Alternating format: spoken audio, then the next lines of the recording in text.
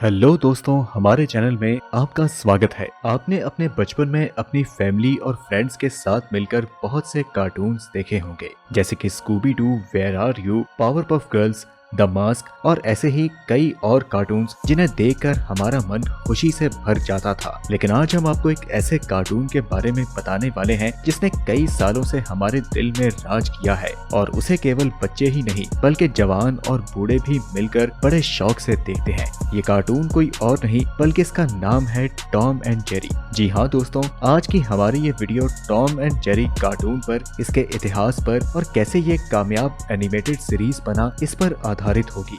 Tom and Jerry की दोस्ती और दुश्मनी हम सभी को आज भी याद आती है। हम सब ने अपने बचपन में टॉम एंड जेरी देखा है और ये कार्टून आज भी अधिक लोगों का पसंदीदा कार्टून है। लेकिन क्या आपने कभी सोचा है कि इन टॉम एंड जेरी को बनाने वाले कौन थे? वे लोग कौन हैं जिन्होंने टॉम एंड जेरी को हमारे सामने पेश करके हमारे बचपन को इतना मजेदार बनाया? तो चलिए बिना देरी करते हुए हम इस वीडियो की शुरुआत करते हैं। तो दोस्तों, जिन्होंने टॉम एंड जेरी को हमारे सामने प्रदर्शन करके हमारे बचपन को इतना मजेदार बनाया है, वो थे विलियम हन्ना और Joseph Barbera. Tom and Jerry दुनिया के सबसे शुरुआती कार्टून सीरीज में से एक है जो कि हमारे दिलों में करीब 79 सालों से राज कर रहे हैं। Tom and Jerry cartoon series को विलियम हन्ना और जोसेफ बारबेरा के द्वारा 1940 में बनाया गया था। ये कार्टून सीरीज शुरुआत से ही लोगों को बहुत पसंद आने लगी। इस कार्टून सीरीज में दो कैरेक्टर ने हमारे दिलों में अपनी जगह बना ली और वह है टॉम जो कि एक बिल्ली है और दूसरा है जेरी जो कि एक छोटा सा चूहा है। और इस कार्टून सीरीज में इन दोनों की दुश्मनी को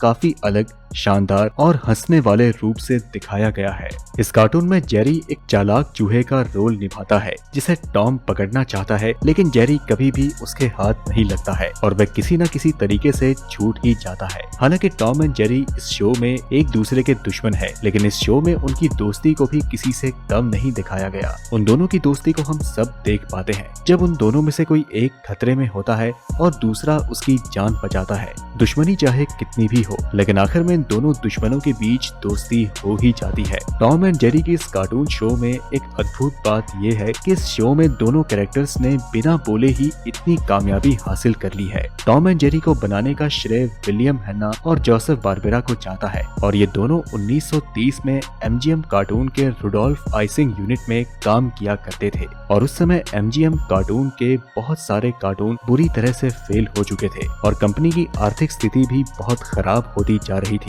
लेकिन बाद में फिर एमजीएम कार्टून के स्टोरीमैन ने विलियम हन्ना और जोसेफ बारबेरा को अपनी कंपनी को आगे ले जाने की जिम्मेदारी दे दी और इन दोनों ने मिलकर 1940 में एक चूहे और बिल्ली पर आधारित एक कार्टून शो तैयार किया जो कि लोगों को बहुत पसंद आया। टॉम एंड जेरी किसी भी एनिमेशन फिल्म से ज्यादा कमाई करने वाली कार्टून सीरीज है। जब इनके शो दिखाए जाते थे तो इन्हें देखने के लिए भारी भरकम भीड़ जुट जाती थी। ये दोनों कभी भी कुछ बोलते नहीं है, लेकिन फिर भी इनकी हरकतें किसी को भी हंसा सकती है। हालांकि इस कहानी में मौजूद दूसरे कैरेक्टर्स को बातें करते हुए दिखाया गया है।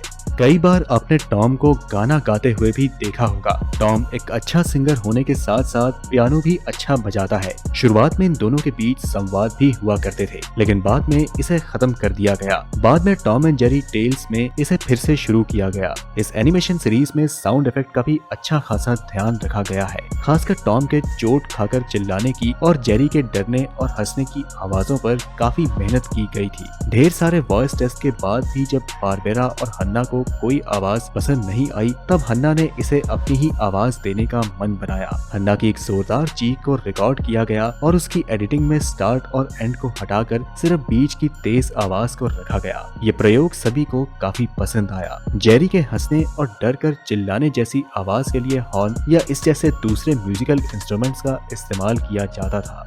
एक साल तक ये शो चलने के बाद लोगों को ये लगा कि चूहे और बिल्ली का ये शो ज्यादा दिन तक नहीं चल सकेगा, लेकिन ये उन लोगों की सबसे बड़ी भूल थी, क्योंकि फिर इस शो ने दिखा दिया कि उनका असली महत्व क्या है जब इस शो को 1941 में ऑस्कर के लिए नॉमिनेट किया गया। इस शो की सफलता को देखते हुए एमजीएम के मालिक ने विलियम हन्ना और जोसेफ बारबेरा को एक नई एनिमेशन सीरीज में काम करने के लिए कहा जो कि चूहे और बिल्ली पर ही आधारित था और इस सीरीज के लिए उन दोनों ने टॉम और जेरी के कैरेक्टर को बनाया। फिर 1941 में टॉम एंड जेरी का प्रोडक्शन शुरू हो गया। 15 मई 1957 को एमजीएम ने अपने एनिमेशन स्टूडियो को बंद कर दिया तब विलियम हन्ना और जोसेफ बारबरा ने खुद का एक स्टूडियो बनाया जिसमें हमें और भी कई तरह के कार्टून देखने का मौका मिला। इस शो को आगे बढ़ाने के लिए इसकी जिम्मेदारी कई अलग अलग प्रोडक्शन हाउस को दी गई, लेकिन विलियम हन्ना और जोसेफ बारबरा की तरह इस शो को सफल बनाने में कोई भी कामयाब नहीं रहा और इसीलिए 1975 में विलियम हन्ना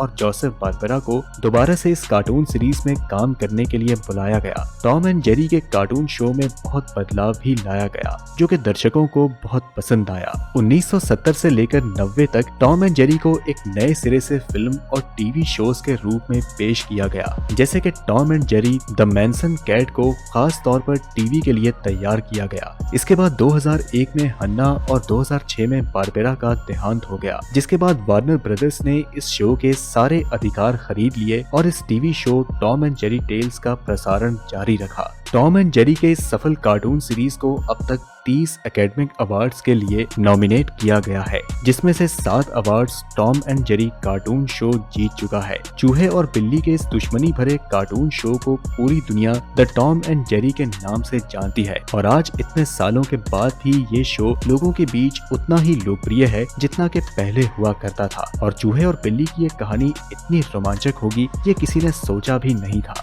दोस्तों, टॉम एंड जेरी से जुड़ा एक और इंटरेस्टिंग फैक्ट ये है कि शुरुआत में टॉम एंड जेरी को दोस्त दिखाया जाता था। हालांकि ऑडियंस को इसमें कुछ मजा नहीं आया तो लोगों के फीडबैक पर काम करते हुए इसे मेकर्स ने टॉम एंड जेरी को आगे के एपिसोड में लड़वाना ही बेहतर समझा और मेकर्स की ये ट्रिक कारगर साबित हुई। आपको बताते चलें कि टॉम एंड जेरी की पॉपुलैरिटी को देखते हुए नासा तक ने अपने 2 सैटेलाइट्स का नाम टॉम एंड जेरी पर रखा हुआ है।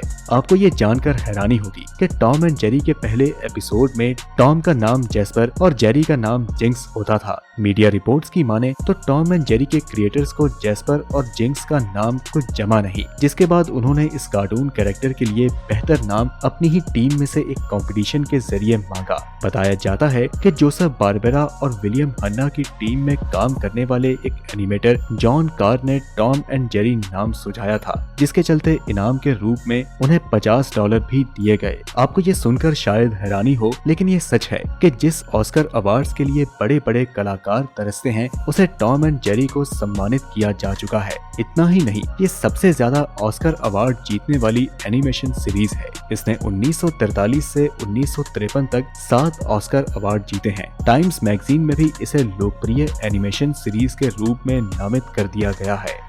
तो दोस्तों, क्या आप अभी भी ये कार्टून देखते हैं या फिर आपके घर में कोई बच्चा इसे देखता है? हमें कमेंट में जरूर बताएं। और अगर कोई आपका चाहने वाला ये शो देखता है तो उसके साथ इस वीडियो को जरूर शेयर करें। तो दोस्तों, मिलते हैं आपसे एक और इंटरेस्टिंग और रोचक वीडियो में। तब तक के लिए टॉम एंड जेरी देखते रहें और मुस्कुराते रहें।